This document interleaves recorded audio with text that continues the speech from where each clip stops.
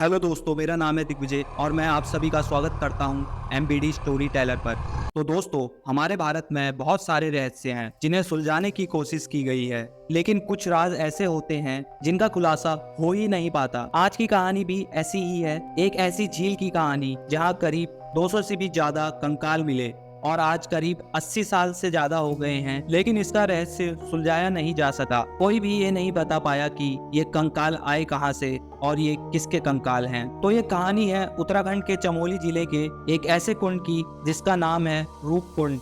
ये कुंड हिमालयाज के आसपास ही है, तो सर्दियों में वहाँ बर्फबारी भी होती है और जैसे ही गर्मियाँ आती है और बर्फ पिघलना शुरू होती है, वैसे ही ये झील कंकाल उगलना शुरू कर देती है, वो भी करीब 200 से ज्यादा इंसानों के कंकाल। समुंदर से 1000 फीट की ऊंचाई पर यह झील स्थित है। ये एक काफी खूबसूरत इलाका है, लेकिन इसके काफी सारे राज हैं। लोगों का कहना यह है कि अगर कोई इस कुंड के पास रात को गया तो वो वहां से कभी लौटकर नहीं आया। तो लोगों ने काफी सारे अनुमान लगाए इसमें मिले कंकालों को लेकर। लोगों का कहना है कि जब सेकेंड वर्ल्ड वॉर चल रहा था करीब 1942 में, इसी दौरान एक ब्रिटिश ऑफिसर थे जो कि फॉरेस्ट गार्ड थे और वो चमोली जिले में पोस्टेड थे। तो सबसे पहले रूपकुंड की खोज इन्होंने ही की थी। यही रूपकुंड को दुनिया के सामने लाए थे। ये एक दिन ऐसे ही घूम रहे थे, तब गर्मियां शुरू हो चुकी थी। तभी ही उन्हें ये झील दिखाई दी और झील में तैरते हुए कंकाल भी दिखाई दिए। ये देखकर उनकी आंखें फटी की फटी रह गई। फिर उन्होंने ये बात कुछ और लोगों को बताई और जब वो सारे लोगों ने भी इस झील को देखा तो वो भी हैरान रह गए। फिर ये बात उस ऑफिसर ने अपने सीनियर्स को बताई और वहाँ पर फिर एक पूरी टीम पहुंची जो कि इस झील के पीछे का सच जानने निकली थी और इसके पीछे का सच खोजा जाने लगा। तो जब लोगों को इस झील के बारे में पता चला तो सब दंग रह गए, ये सोचकर कि पहाड़ के इस इलाके में किसने इतने लोगों को मारा। तो जब इन्वेस्टिगेशन वगैरह की गई तो ये सामने आ गया कि ये कंकाल शायद जापानी सैनिकों के हैं, क्योंकि सेकेंड वर्ल्ड वॉर के दौरान जापानी सेना भारत में घुसने की कोशिश कर रही थी। तो शायद इस घुसपैठ के दौरान वो लोग चमोली के इस इलाके से गुजर रहे होंगे, लेकिन मौसम खराब होने की वजह से वहाँ फंसे रह गए और तूफान आने की वजह से उनकी मौत हो गई। तभी उनके कंकाल ऐसे झील में पड़े हैं। जब ये सब बातें सामने आ रही थी, उसी दौरान ब्रिटिश सरकार उन कंकालों को ले जाकर उनकी जांच कर रही थी। तो उन जांचों से ये पता चला कि ये कंकाल काफी पुराने हैं। इसका मतलब ये था कि ये सब सेकेंड वर्ल्ड वॉर के नहीं हैं, ये उससे भी बहुत पहले के हैं। मतलब कि ये कंकाल जापानी सैनिकों के नहीं हैं, लेकिन जांच फिर भी चालू थी। फिर एक बात और सामने आई। कुछ वक्त पहले कश्मीर के जनरल जोरावर सिंह की सेना भी चमोली के इस इलाके में आई थी। तो लोगों का कहना यह भी था कि ये जोरावर सिंह की सेना की लाशें हैं और जोरावर सिंह की सेना उस वक्त से करीब 100 साल पहले आई थी वहाँ, और ये पॉसिबल भी था कि ये शायद उन्हीं की सेना की लाशें हों।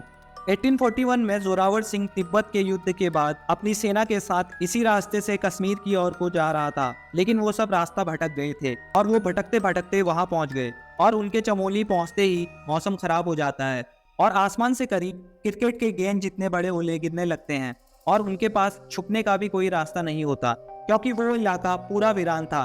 तो इससे उन सबकी मौत हो जाती है। तो हो सकता है कि ये जोरावर सिंह के सैनिकों के कंकाल हों।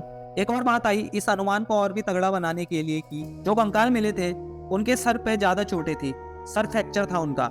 लेकिन कुछ लोग इस बात से भी मुकर गए कि नहीं, ये जोरावर सिंह के सैनिकों के कंकाल नहीं है। तो उत्तराखंड के चमोली इलाके के जो लोकल्स हैं उनकी एक पुरानी मान्यता है और वो ये है कि कन्नौज के एक राजा हुआ करते थे जिनका नाम था जसधवन। ये अपनी गर्भवती पत्नी के साथ तीर्थ यात्रा पर निकले थे।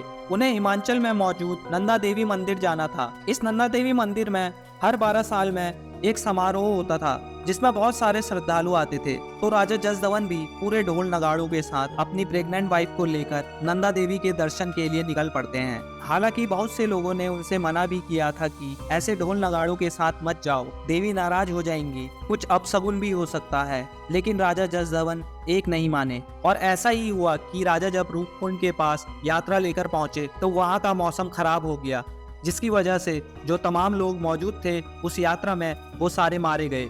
और लोगों का कहना ये भी है कि ये कंकाल उन्हीं लोगों के हैं। हालांकि इसकी कोई कंफर्मेशन नहीं है, लेकिन आज भी उत्तराखंड के लोगों का यही मानना है कि वो राजा जसधवन और उनकी यात्रा में आए लोगों के कंकाल हैं। इसके बाद भी बहुत सारे साइंटिस्ट ने इस पर खोज की, लेकिन वो भी इस रहस्य को सुलझा नहीं पाए। कुछ वैज्ञानिकों का ये भी कहना था कि यहाँ 200 से ज्यादा कंकाल थे, लेकिन काफी सारे वहाँ के लोकल लोग उन कंकालों को अपनी मान्यताओं के कारण अलग अलग लोग अलग अलग रीजन से ले गए उन्हें।